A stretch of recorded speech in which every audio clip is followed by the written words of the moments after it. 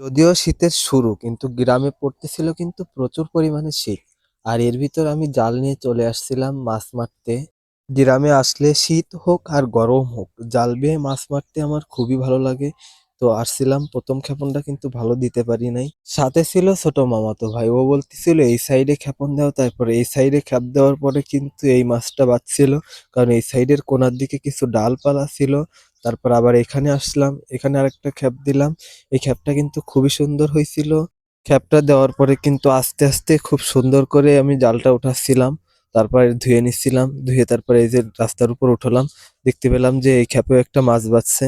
তারপরে এই মাছটা ছাড়াই উঠালাম, উঠাই বালতিতে রেখে তারপর কিন্তু এই সাইড থেকে ধানের দিকে চলে আসলাম। আর এখানে একটা খ্যাপ দিলাম। তো এই খ্যাপে কিছুই বাজছিল না। তারপর চলে আসলাম একেবারে ওই সাইডে, রাস্তার অপোজিট সাইডে বাজছিলাম।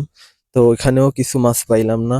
তারপর এই কোণার দিকে ভাইয়া বলতেছিল যে এই কোণার দিকে খ্যাপ দিতে। তারপর কিন্তু এই কোণার দিকে আসছি। এই খ্যাপটাও সুন্দর হয়েছে, তো এখানেও মাছ পাই নাই। আজকে কিন্তু ৩টে ঘেরে জাল খ্যাপ দিছি, এইটা রাস্তার ওই সাইডের ওইটা আর ওই পাশে একটা। কিন্তু মাছ কেমন যেন মালিক চেনে, আমাদের কাছে পড়তেই চায় না। তারপরে এই যে অল্প কিছু মাছ পাইছিলাম।